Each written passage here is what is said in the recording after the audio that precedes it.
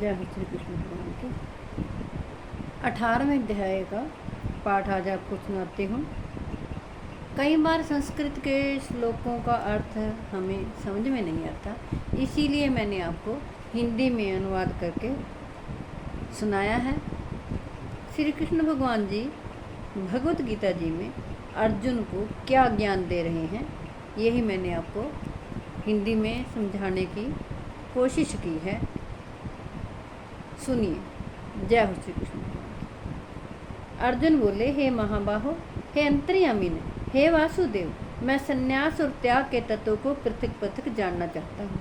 श्री कृष्ण भगवान बोले, कितने ही पंडित जन काम्य कर्मों के त्याग को संन्यास समझते हैं। देखिए, जब भी मैं पाठ करती हूँ तो ये भगवान के प्यारे हैं, ये आ जाते हैं, ये अपनी उपस्थिति दर्ज कराते हैं। कुत्ते भी आ जाते हैं और गाय भी आ जाती है, ये सब प्रभु के जीव हैं।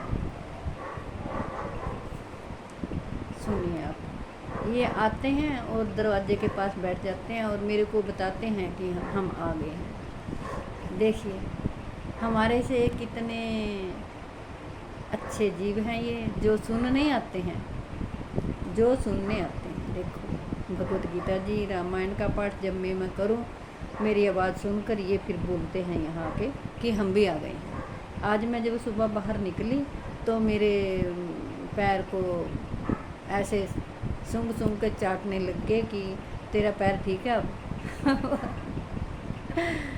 इतने अच्छे जीव हैं ये भगवान के।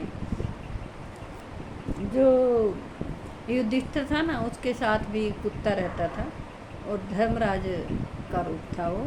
जब युधिष्ठिर जी स्वर्ग को जाने लगे ना, तो रास्ते में द्रौपदी, अर्जुन, नकुल, सहदेव, युधिष्ठिर सभी बारी बारी उसमें बर्फ़ में गल के प्राण त्याग दिए, अपने धाम को चले गए। फिर युधिष्ठिर जी जो थे ना, लास्ट में जब उनको नौका लेने आई तो एक कुत्ता उनके साथ था।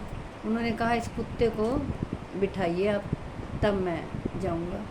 तब फिर उन्होंने कहा कि ये तो हुक्म ही नहीं है कि स्वर्ग लोक में कुत्ता जाए। फिर युधिष्ठिर महाराज बोले कि फिर मैं भी नहीं जाऊंगा, पहले इसे बिठाइए। जब उसको बिठाने लगे ना उसमें, तब देखा वो तो कुत्ते की जगह धर्मराज प्रकट हो गए वहीं पे। कहते भी हम जो है तुम्हारे साथ साथ थे। जय हो श्री कृष्ण भगवान। दूसरे विचार कुशल पुरुष सब कर्मों के फल के त्याग को त्याग कहते हैं। कई एक विद्वान ऐसा कहते हैं कि कर्म मात्र दोष युक्त है, इसलिए त्यागने के योग्य है। और दूसरे विद्वान यह कहते हैं कि यह यज्ञ, दान और तप रूप कर्म त्यागने के योग्य नहीं है, ये तो हमेशा करने चाहिए। जय हो श्री कृष्ण।